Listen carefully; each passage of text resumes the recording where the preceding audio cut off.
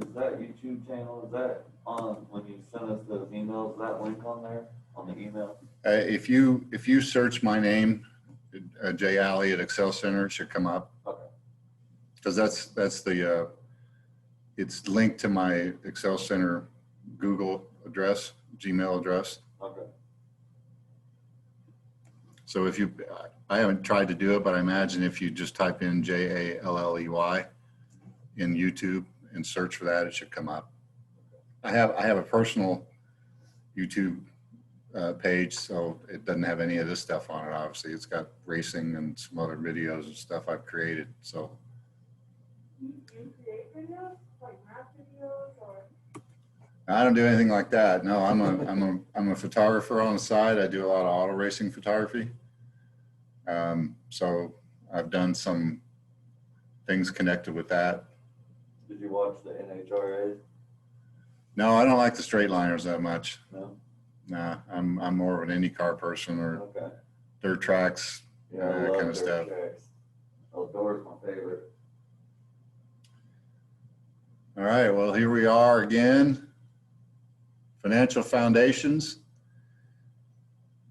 First thing that this lesson talks about is wants and needs and preferences. This is a handout that I've often used in in-person class, where you have to make a list of things that you want or you need. But what's most important really is understanding how you put things in each category, how you make those decisions economically. Because like it says here in this middle section, wants are nice to have, but are not essentials. You know, going out to eat, going to movies, getting the newest cell phone, etc. Those are things that you can probably do without. You're not gonna die if you don't have them. But everybody has desires. We all have wants. We all have things that we want. But in economics, there's a concept of scarcity that drives all of our decisions. We have the idea there is that our resources are scarce. So for most of us, our main resource for things is going to be money. We don't have unlimited amount of money, but typically we have an unlimited amount of wants. What do we desire? Lots and lots of stuff, things, relationships, all kinds of additions or add-ons to our lives. We've got unlimited desires, but limited resources. So that leads to the idea of scarcity. So we have to make choices. So contrast that with needs. Those are the essentials, food, clothing, place to live, water, yeah. Maybe even transportation. But that kind of depends on where you live. I mean, if you live in Chicago, New York, maybe even Detroit, you don't need a car necessarily just to get around because they have good public transportation. They have trains and buses. But around here, you about have to have some kind of car to drive. Now, you might want a nicer car. You might not want to drive a beater. You might want a new car. But that falls in the category of a want, since if it still satisfies your basic need for transportation, doesn't matter what it is. Is that the same for clothing? Clothing would be the same too. Yeah, you're going to shop at Goodwill, or you're going to go to Saks Fifth Avenue, to buy Lucky Jeans or whatever the latest, whatever the latest style is. I have no idea because I don't care about that kind of stuff. Like I got shirts that are probably older than you guys. So needs and wants are a big deal here in this first lesson. And let's see if I can get to the Odyssey where.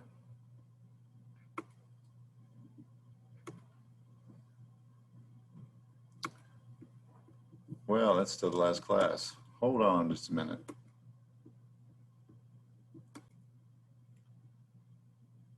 So here if we go back to the Odyssey where introduction here, course, the first thing that they start off with is a bunch of vocabulary. It's a little hard to see. Make it bigger.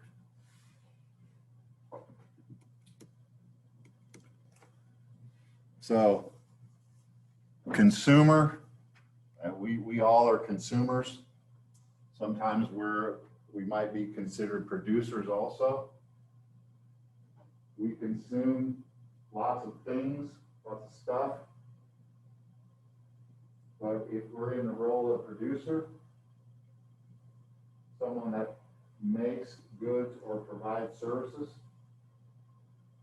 one way to look at labor, we all provide labor for businesses. We are producing the workforce or producing the labor for those businesses. So we can be consumers and producers kind of at the same time.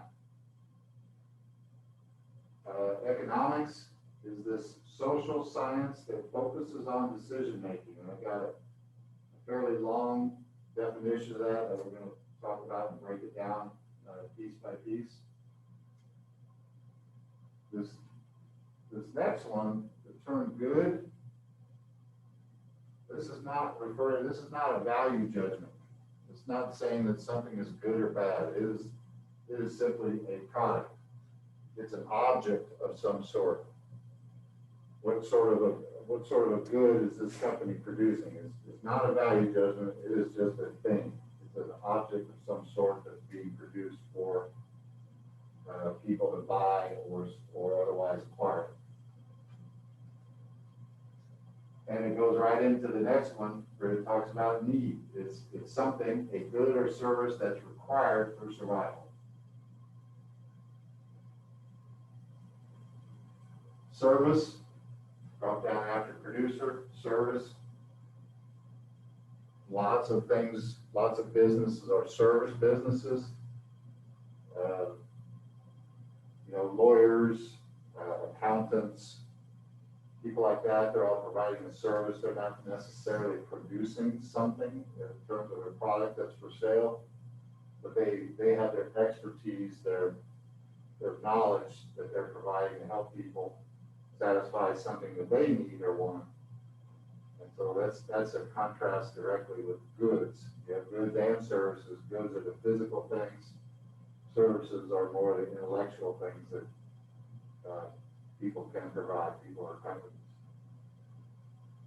Of course, the last one there is want. What do you want? I want it all and I want it now. So saith Freddie Mercury. You guys know who Freddie Mercury was? No, sorry. No? Queen. Queen, yeah, lead singer from Queen. There's a great movie out about him. That was a great movie.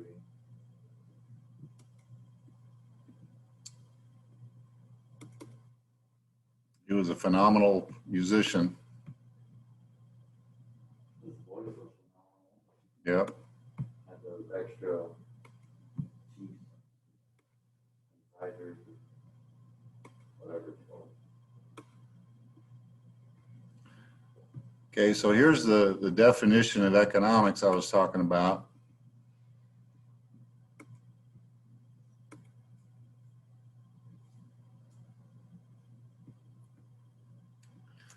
What the heck? That's what my WTH under there is supposed to signify. What the heck is economics? Well, this is a very long-winded explanation. So social science concerned with the way society chooses to employ its limited resources, which have alternative uses to produce goods and services for present and future consumption. Jeez. To start off with, and I'm going to break this down kind of section by section. The fact that it's a social science,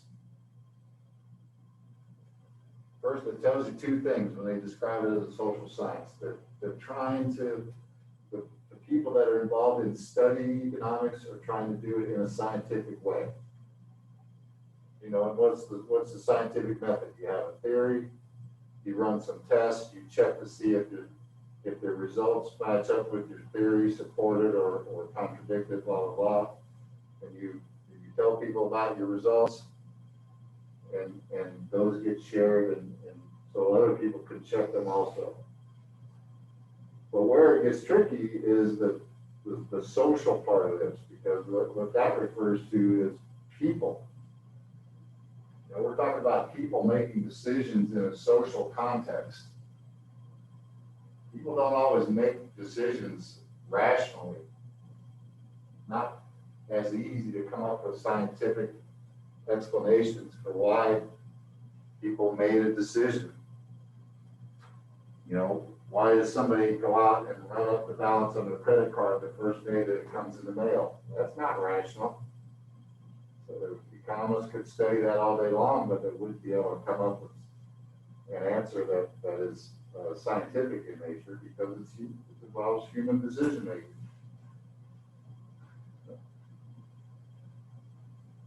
So that's the first part of this, the social science aspect. And if you don't have it all written down, that's okay. So there's the social science part. So the next phrase, concern with the way society chooses, well, that's what those economists are trying to study. Why does a society choose to make the things that it does? In a market society like most of the world, like the US or Europe, the market determines what people are making. Society chooses more fuel efficient cars, and that's what the manufacturers go build. They're not going to buy the gas hauled cars anymore because gas is too expensive. That's where the market is telling the manufacturers what society wants. That's in a capitalist society, but if you go to someplace like North Korea, China less so these days because they make so much stuff to sell around the world. Which isn't really working for China at the moment because the virus started from there. Right. And they've got big problems with environmental pollution and things like that because they don't have the same requirements that we do. But they're over there, the government's making the choices. It's not about what society wants. Some parts of China, you're not allowed to help more than one China. Right. Yep, and that's a government decision. That's not society choosing. That's, you know, the leaders, the rulers that are dictating down to others. So it results in very, huh? So they don't have economics. Well, they got economics, but it's driven by a completely different decision-making process. It's driven by selfish people who don't care about themselves. Their whole thing is, okay, Americans want to buy all these trinkets, so we're gonna turn all the factories into trinket factories and sell as much of this crap as we can to Americans. Well, that might not be what those companies want to do, but they don't have any choice about it because the government's saying this is what we're doing. Right, okay. When the Olympics were in Beijing, 4, 5, 6 years ago, they shut down all the factories around Beijing for a month before the Olympics. Really? What about all those people who worked at the factory? Government didn't care. They probably still supported them. They probably still got a paycheck because essentially they all worked for the government. And the only reason they did that was because Beijing is known for horrible air pollution. And so it gave the skies a month to clear out before the Olympics because they didn't want to have on the worldwide television feed What is it? images of smog and air pollution. That could never happen in America because you would never get the companies to all agree to shut down. They're like, no, we can't do that. We've gone out of business. Just a totally different philosophy. Now, They where's haven't the been Olympics? 2020. Where's the Olympics going to be at this year? Well, they're going to be in Tokyo. Years? They were supposed to have been in Tokyo this summer, but they got postponed because of the coronavirus. They're going to be next summer. I don't know what the Winter Olympics are going to be, but I think those will be in 2022 maybe. The Winter Olympics? Yeah. There's one Olympics every 2 years, but the winter is every 4 years and then 2 more years, and then the summer would be every 4 years. So we get one or the other every 2 years. But this year is unusual because of the coronavirus. So here's the next phrase in that definition: to employ as limited resources. Well, I'll stick with my China example again. If they decide that they're going to use all the oil that they have to produce a certain product, the government of China can make that decision. Wouldn't happen in a capitalist society. But the people making those decisions are not government here, they're going to be the business owners. So it's the market that's making these decisions about how to use those limited resources. But if I'm a manufacturer and I can go out and I can find some new source of some essential material that I need for my manufacturing project, I don't have to share that with anybody else. I can use that and make money with it. Nobody else can get it. They cornered the market, so to speak. That's perfectly fine in a capitalist society. But that resource is not unlimited. That's why people fight over that kind of stuff, especially business, why the price gets jacked up when stuff gets, short in supply. So how many assignments do you want us to in a week? Many as you can. Finish early if you can. I don't care. Let's do it. Is oil limited or unlimited resource? Oil was limited. Yeah, oil is limited. Yeah, because that comes from the ground. That comes from the decay of ancient vegetative matter that's millions of years old. That's got crushed and turned into oil. It's gonna be gone one day. That's why we have scientists. Yeah, if you drive up I-65, you see all these wind farms up there. There's great big wind turbines trying to generate electricity. See, and this next phrase is what makes the decisions about limited resources so tough. They all have alternative uses. Oil is a perfect example of that. When they decided to go with more fuel efficient cars, U.S. did not have a lot of oil resources. We were getting most of our oil from the Middle East. That's changed a little bit with offshore drilling and with Alaskan oil fields and things like that. We're getting some from Canada. We're getting it from wherever we can. But the thing is about oil especially, oil is used in not just for gasoline for cars, but in tires, it's used in asphalt, it's used in all kinds of other things. So people have had to come up with ways to ration this out. And then who's going to make the ultimate decision? If the car companies could have kept making those gas guzzlers and gas didn't get too expensive, they would have kept doing it. So somebody had to step in and say, no, these are the requirements. We've got to save the oil. In America, that's a situation where you do have some government oversight of the market because somebody's got to think about the long term. The businesses, they're just going to want to make money. They're not going to be so concerned about the alternative uses until it's gone, yeah.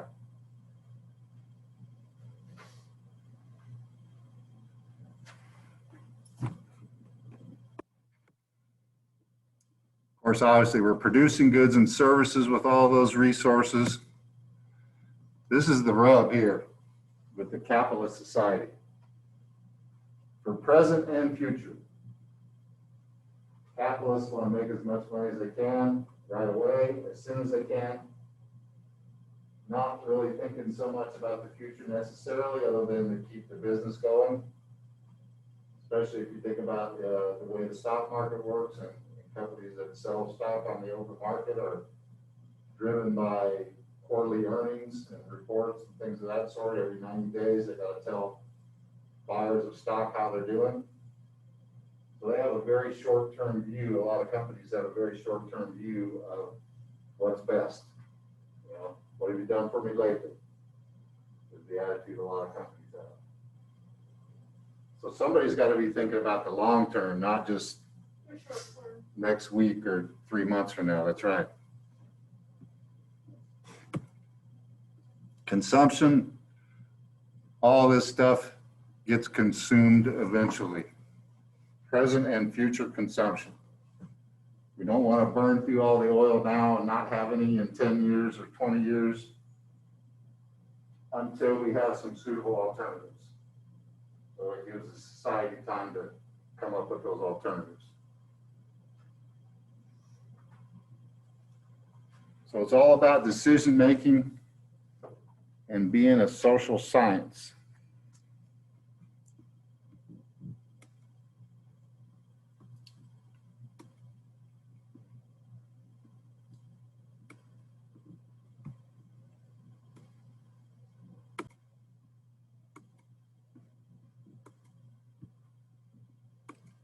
There we go. Try this again. I'm a little bit rusty on this. I haven't done this in a couple of weeks.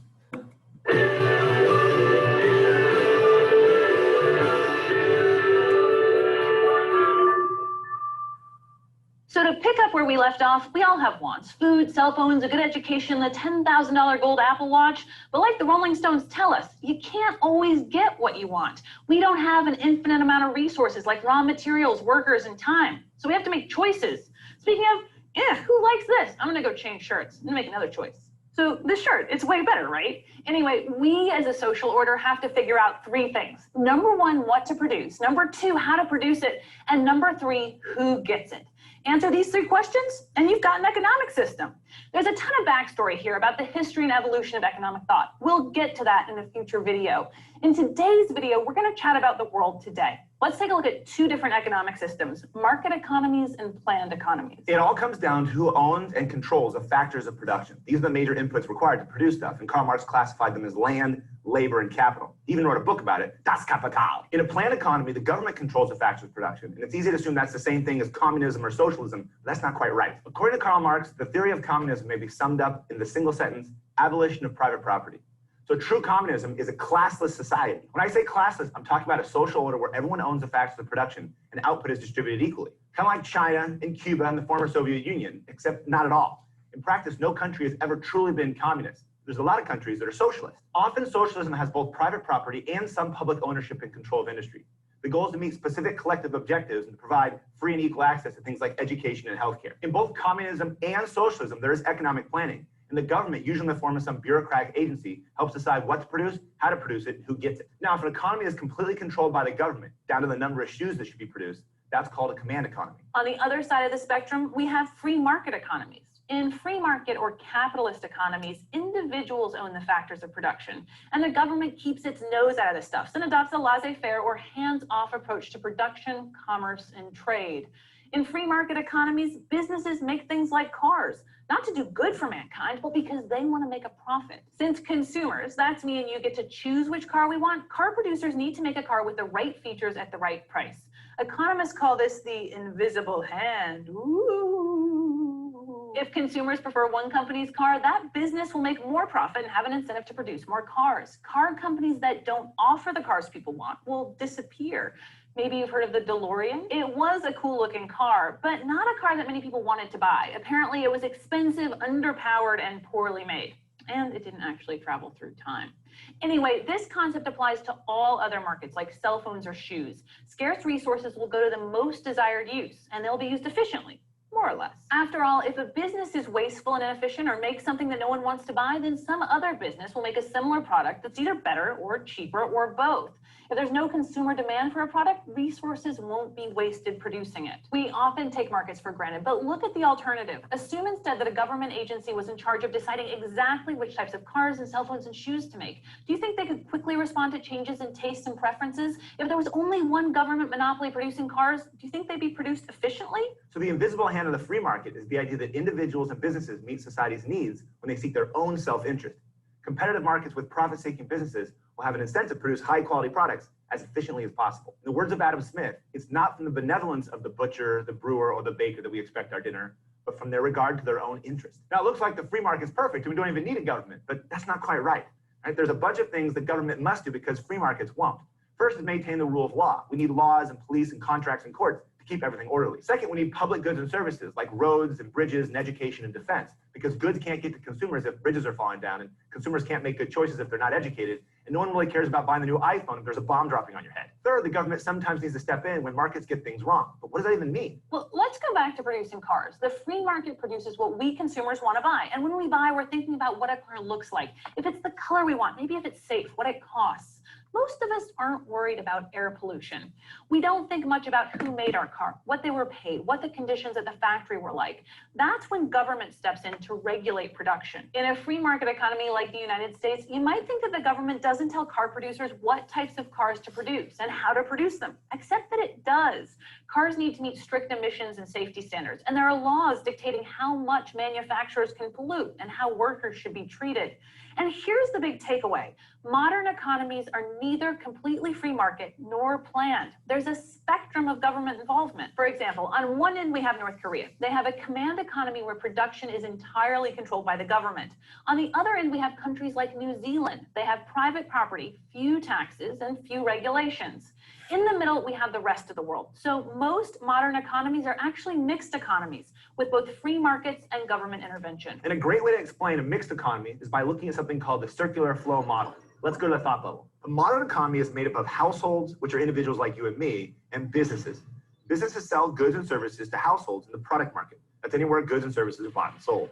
The households need to pay for those goods and services, but where do they get the money? The households earn the money by selling their resources like labor to businesses. Now this is done in the resource market. The businesses use the money they earn from selling products in the product market to pay for resources in the resource market. And the households use the money they earn in the resource market to buy products in the product market. But there's another key player in the economy, the government. The government also buys products and resources. For example, they'll buy cars from businesses and hire government employees like policemen to drive them. The government pays for public goods like roads and bridges and public services like firefighters and teachers. They also provide transfer payments to individuals in poverty and subsidies to businesses to produce things like fuel-efficient cars. But where does the government get the money? Well, it gets some of it from taxing households and businesses, and it gets some of it from borrowing. But we'll talk about that later. So basically that's it. That's the circular flow of products, resources, and money, and the interactions between businesses, individuals, and the government. Now, it gets more complex when you add in international trade in the financial sector, but for now, the simplified circular flow shows how the modern economy works. Thanks, Bob. And wanted to stop there on that because there's a whole nother section on circular flow that we'll get into later.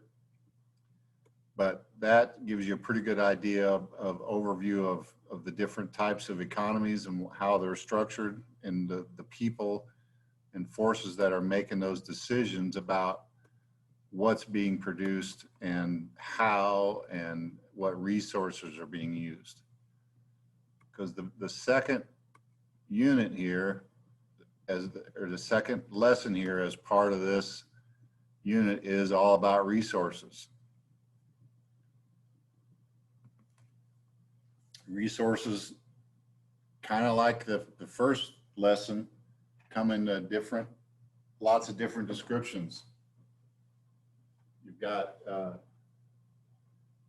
something called a capital good.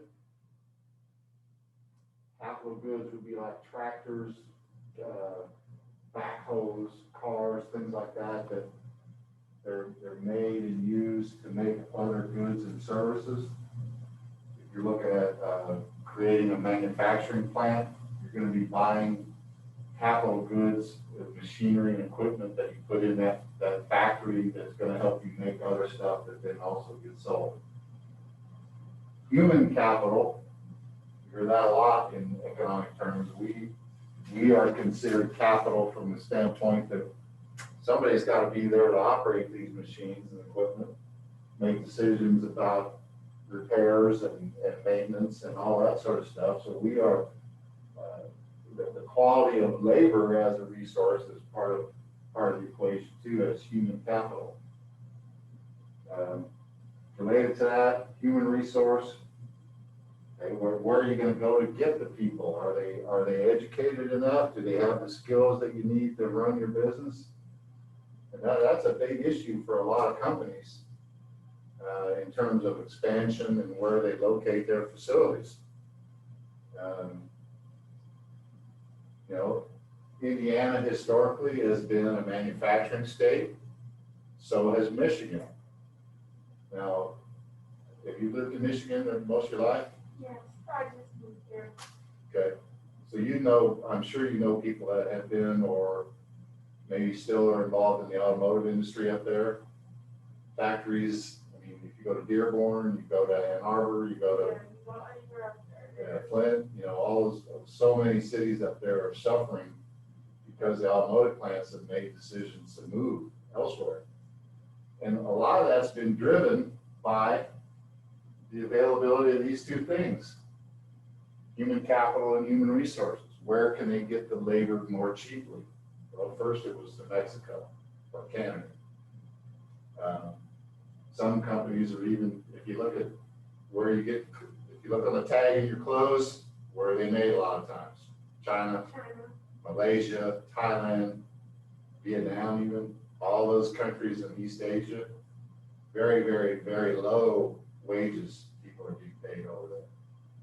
But that's just the nature of the economic system in capitalism. You go, you're trying to maximize your profit. So if you can keep your costs down on the labor side, that's more money in the pockets of the people that operate and own the business. Natural resources, anything from nature that goes into making a product or achieving some economic goal. Productive resource is more specific. It's something that goes directly into achieving a goal for a business. Any of these new terms to you guys? You're familiar with them at all, or? So, we're a capitalist country. Yes. Most of the world follows capitalist philosophy economically.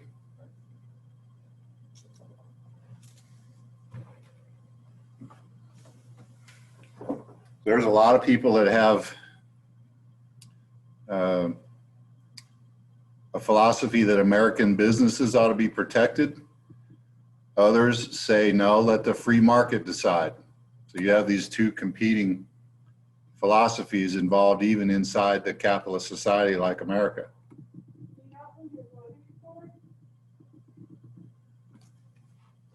Say that again? Do you know who you're voting for? Do I? Yeah. I'm not going to tell you. Why not?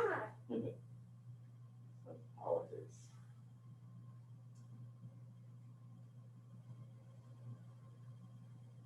Why not? Well,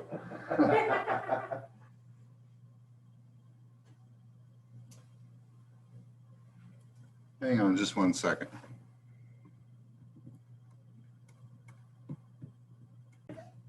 We'll get back to it here. What time does the geometry start? 2:05. So there's like a small break? Yeah, Okay. yeah. It's sometimes that one that we talk about. I think. So this next section all talks about all the resources and gives you some better and more detailed information about how they're used and what it really means.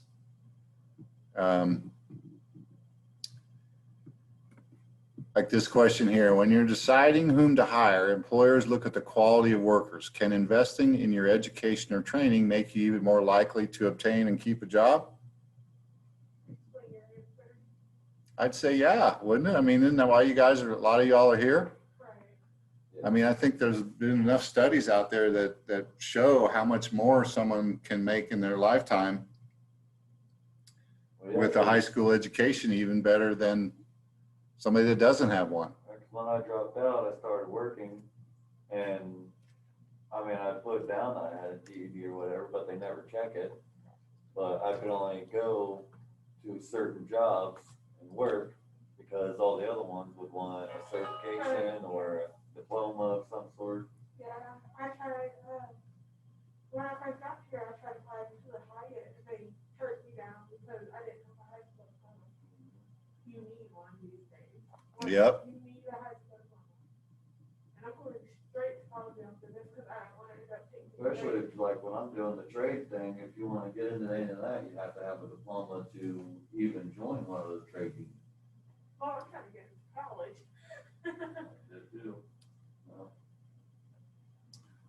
Well, that stuff has all become even more and more important as time has gone on. I'm not saying you have to have a high school diploma to even work at McDonald's now, in some parts of the country. Like literally. I know she's just joking, but it's getting that bad. Well, I mean, just the work there, probably not, but if you want any manager position or anything higher up in corporate, you would. Yeah, if you're gonna be working with numbers or Right. customer service type stuff. You know, and a lot of that costs, a lot of that has cost too. So people, a lot of times, focusing on this part right here, everything has a cost, including whatever resources are involved. You know, businesses are willing to invest more in their employees if their education levels are higher, then they're gonna be able to be better decision makers. In theory, gonna help the business operate better. So that's an investment in human resources that businesses usually are pretty happy to make. That's why a lot of companies you'll find will have reimbursement programs for professional development, maybe even reimbursement for like college tuition. You know, maybe you might have to get a B in a class to be reimbursed, but that seems reasonable. You know, if you're willing to put in time and pay the money up front and do the work, you know, it's a good incentive. A lot of companies offer. One job I used to work at, the factory over in Westfield, they offer a, Ivy Tech class for, like, they pay for it all for you to go there and learn how to weld. And then they'll put you in the welding department, Great. you know? That's a nice perk, yeah. Yeah, Well, you know, that's part of the reason why we at the Excel Centers are tied in with a lot of Ivy Tech locations, because it's an easy way to get dual credit, right. and it doesn't cost you anything while you're here as an Excel Center student. And Ivy Tech has been rewarding our students with One, basically a scholarship of $500 or something like that on graduation. Really? Yeah, so that's like two to three credit hours, basically for nothing. For college? Right. Is that at Ivy Tech? For Ivy Tech, Ivy Tech courses, yeah. Yeah. You know, Ivy Tech is a 2-year program, but all of their credits are transferable to any other Indiana public school, any other public college. doesn't really help me with what I'm going to, but, cause I talked to Miss Melissa, and we don't have a case management course here at Ivy Tech, or art course at Ivy Tech. One thing you should consider is if you start to look at 4 years of schools, They cost a lot more, living on campus, yes, and you have to take at least 4 classes, I think. to be a full-time student, Yeah. most of the time. And at least 3, total 9 hours in order to qualify for financial aid. Yeah. Oh. And That's not where I'm going with this though. then, What I'm gonna suggest is, look at the minimum requirements, the things that you have to take as like a freshman and sophomore at a 4-year school. Compare those to what you can get at Ivy Tech. You're gonna get it cheaper at Ivy Tech. And most of the time, a lot I of those, know that, but I was looking at religious colleges, oh, okay. Christian colleges, I was looking at, I'm either gonna, I want to apply to Anderson and Ball State. Anderson is a Christian college. Right. Ball State is the regular college. All states public. Yeah, but Christian colleges are private colleges and they cost crazy. I There's know. one in Marion that's not, Huh? not that bad, Christian college. Where? Marion? I haven't seen the area. Marion's on the west side of Indianapolis. What was the college name? Marion, Marian, Oh. Marion College. I haven't seen that one. Then you also have Indiana Wesleyan That's what I was talking about, in Marion. in Marion, Indiana. It used to be Marion with an O, Yeah, and then they changed the name at some point years ago. you did. Yeah, because people would confuse it with the Marion over here on the west side of Indianapolis, because that's Marion with an A. Oh, okay, yeah. And it's in Marion County, which Right. has an O, and that's not, that's in whatever county that is. Grant, I think. Yep, that sounds right. And I think it was in one of those, I'm just trying to do a community college and get an apartment somewhere. Well, Like, well, An associate's degree is still something good to build on. Is that what's the associate's degree? That's a 2-year degree. Okay. What about a business? Business degree? that's for, I think, Well, it depends on what level you're talking about. You can get a bachelor's from a 4-year school with a business focus, but if you're talking about an MBA, a Master of Business Administration, that's going to involve some graduate school also. Sometimes a 5-year six, or 6-year program. Indiana University has a master's program through their Kelly School of Business that allows you to fast track to get it in 5 years rather than 6. But you basically have to qualify for that, I think, after your sophomore year. So And they're only going to take the cream of the crop, you know. I just want to own a bar. So would I need, what kind of degree would I need to buy you a need bar? some permits too. Right, to learn about, the stuff I would need to do. You need to probably, some business courses like business budgeting, profit and loss statements, how to read profit and loss statements. Need to have some accounting background.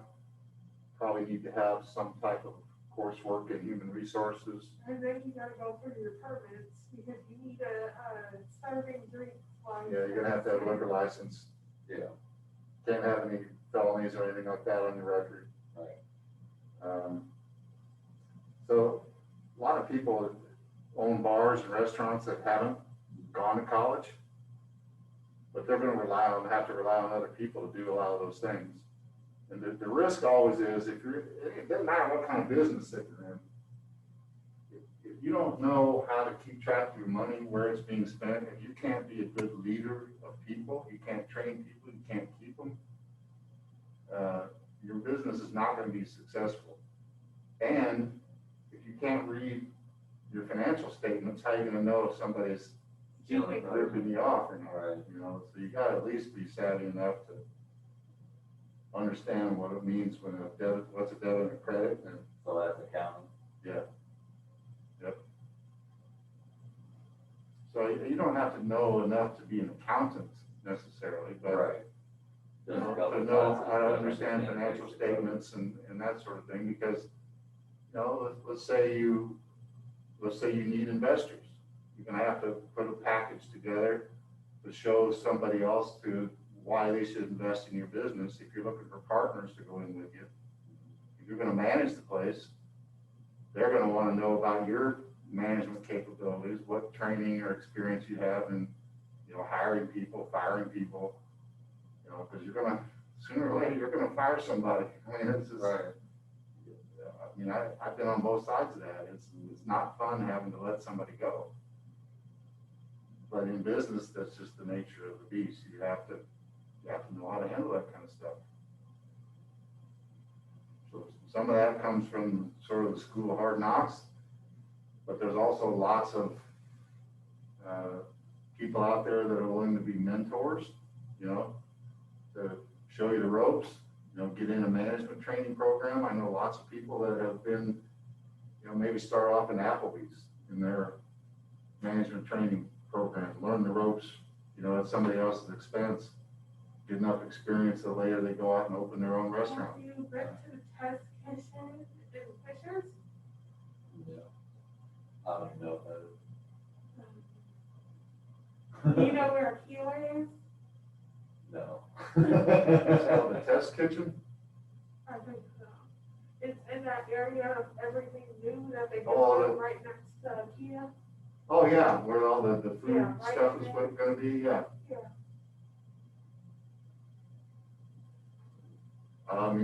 They're trying to create like a whole foodie area for the town of Fishers, right? And that, around that IKEA and the, what else, where Top Golf and all that stuff is, in that same general area. Yeah. Never really been over that way. Well, as part of their plan for the growth of Fishers. And if you've been downtown Fishers, such as it is, you know, you see all those new apartment buildings and everything else they got going on. They'll make it happen. So the last section here before you get to the first quiz is again about wants, desires, and preferences.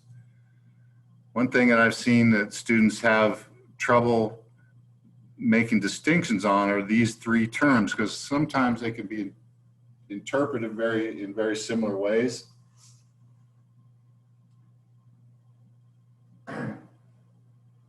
You know, if you want something, that is a desire.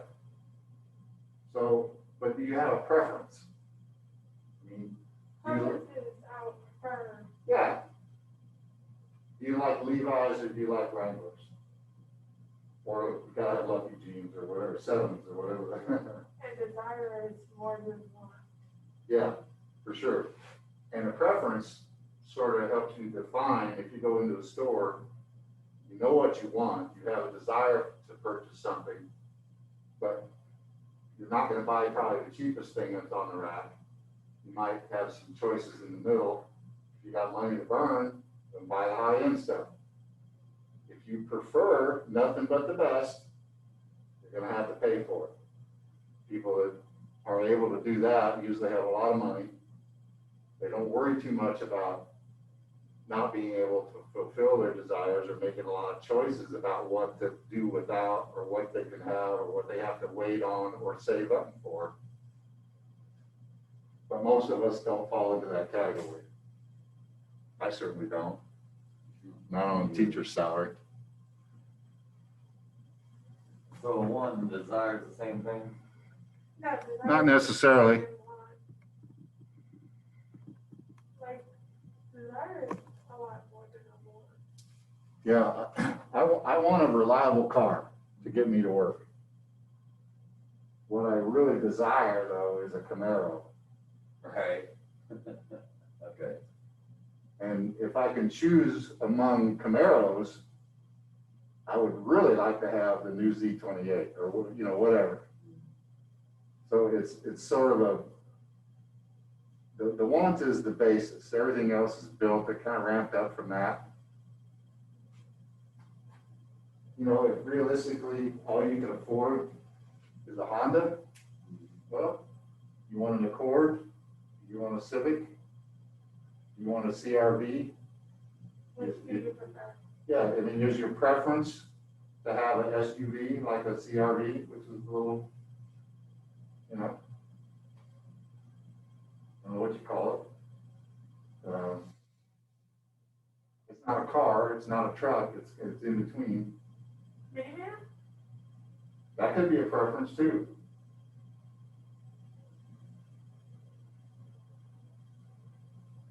So all those things are going to drive you to make decisions about how you're using your resources, right? Your resources being your money. And here, a list of things that can affect your decision making. Advertising. Oh my gosh. Can't get away from ads, even on Twitter, Facebook. Ads are everywhere now. Use of media to persuade consumers to buy a product. Well, how do they do that? They tell you, limited time only. Yeah. 12 more hours, the sale's over today. One, That's you know, in the state. last chance, right? They- Or the real good one like Steinmark going out of business sale, Yeah, 10% off to 30 or whatever. yeah. All designed to create that urgency that you gotta have it. They're playing on your wants and desires, and they're gonna try to push you into making a purchase that maybe you're not even really ready to make. But that's what advertisers do. That could be a great career if you've got any kind of creative ability anyway, Advertisement. in advertising, yeah. Feel like Mad Men. So, I don't know, like, all right, like, desire. Want. you might need to get a celebrity to come and endorse your product. You know, think of Danica Patrick with GoDaddy a few years ago. Mhm. You know who Danica Patrick is? No. Race car driver, female race car driver, retired. No. Yeah, she was married to, or not married, but she was dating, the Packers quarterback here recently. They broke up. And before that, she was dating some other race car driver in Oh, NASCAR. okay. Yeah, Aaron Rodgers, that's who. But speaking of Aaron Rodgers, think about all the commercials he's been in, the discount double check and all that stuff. Are you gonna go buy insurance because Aaron Rodgers is a celebrity endorsement for that company? Maybe that's enough. Maybe you like it first just because of him. Well, I know I don't necessarily buy everything that the advertisers are pushing, but I do know I have preferences. I like to try to buy products that support the racing industry. So if I see a race car with a certain product on it, I'm at least gonna probably check it out if I don't know anything about it. And if it comes down to buying Tide versus some other product, I know Tide's been involved in racing forever, I'm probably gonna buy the Tide because I know at some level that's gonna help the racing industry. So that's a preference example, not necessarily driven by advertising, but it kind of can be connected to advertising because most motorsports anyway is just another form of advertising. Yeah. All the races, that's why every car is painted up the way they are. Well, they're hot dogs for $10. Yeah. Yeah. You've been to a race car with him? Not recently. I can't go to hardly any races around here right now. And you let fans in the Indy 500. I haven't ever been to a race. Oh, Lord. I've been to the graveyard and the 500 a couple times. I've been to the 500 44 straight times prior to this year. Yeah. Good race. Did they even do it this year or not? Yeah, they ran it. Takuma Sato won from Japan. It was his second win, but no fans were allowed.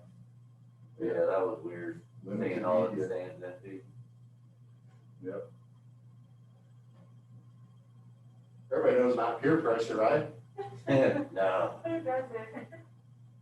You know, especially, I guess as when you're younger, it can really be easy to succumb to it. If everybody's wearing a certain kind of shoe or shirt or whatever, you gotta have the Abercrombie and Fitch or whatever it is this week. Nikes, yeah, seriously, I'm not gonna go buy a LeBron's just because LeBron's James's name is on those Nikes. That's ridiculous. I'm gonna go to DSW and buy last year's model because I don't care who's endorsing those. But peer pressure gets involved and stuff like that. It makes us feel like we gotta make some purchase. This is a little different though. Physiological needs, things that are essential for a person's body. Medicine. Water, food. Medicine, I mean, even could apply to clothing, to shoes. Maybe you need to have some kind of Dr. Scholl's sort of orthotics or something to correct a foot problem of some sort, Those are not gonna be driven necessarily by advertising. Glasses, that's a great, perfect one, because if you're gonna drive a car and you need glasses, it's gonna be on your license. You're gonna have to have a foundation for that. Preferred preferences, I think we beat that to death already.